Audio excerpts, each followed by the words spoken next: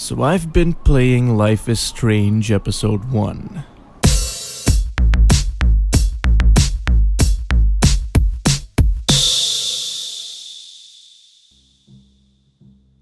You know, Telltale did a thing. People liked that thing, so Telltale got money, and you know it. So it would make sense that eventually, other companies would want to do a similar thing in the hopes of making money as well, so they could potentially take it out of their pockets and throw it should they feel the urge to do so. Insert Life is Strange, a game made by Don't Nod Entertainment and published by Square Enix. Because they need to make money somehow. And we all know Final Fantasy All the Bravest sure as hell ain't doing it for them. At least, that's what I would have liked to have said. Because All the Bravest actually sold pretty well.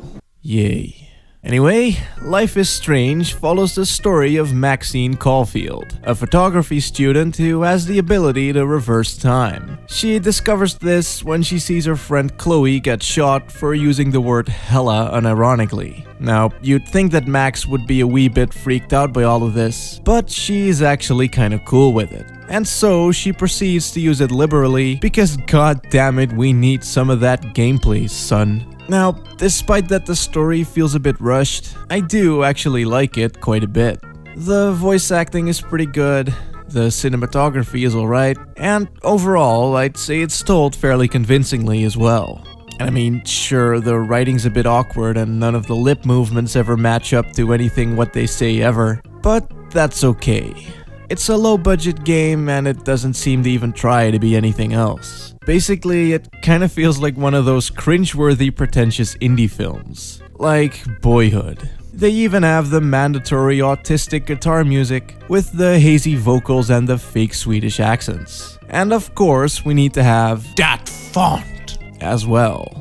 Still, apart from the game being hella cool, the dialogue actually feels natural. It's just that it would have been better if it wasn't trying so goddamn hard all the fucking time. Despite that though, the game does deal with a lot of serious issues like abuse and bullying. And it kinda does so convincingly, but it also feels a lot like the usual teenage drama bullshit. I mean, it's a type of story that you don't see in games very often, but that doesn't necessarily make it special since it's been done to death in other media already. Still, I guess we'll just have to see where the story will go eventually. Who knows? Maybe the time reversal mechanic will spice shit up in ways no one will see coming. Anyway, in terms of gameplay, it's very similar to the Telltale adventure games. So you do all the usual stuff like looking at things, listening to things, reading things, and occasionally answering questions. Now, the thing that obviously makes this game stand out from the crowd, but not really,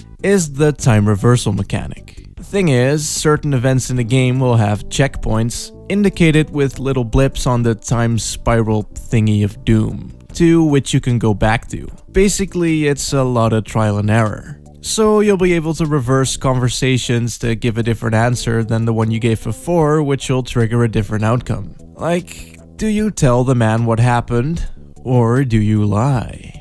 The game claims both options will have double-edged consequences, and I look forward to seeing what kind of repercussions those will bring. Also, you can pretty much rewind at any given time except for during the cutscenes. And I really like the fact that they at least give you the illusion of freedom. Especially when considering that I expected the game to decide when I could or couldn't reverse time. And I mean, I feel like a time reversal mechanic is perfect for a game like this as well. Thing is, if you look at The Walking Dead or something like that, you'll probably end up avoiding a lot of choices because of the possible long-time effects, even though you're still curious of the outcome. And starting a new game or an alternate save file seems like a bit too much effort for nothing more than a potentially interesting moment. But since you're able to reverse time on the fly, I felt more inclined to just try shit because I could retry whenever I wanted to.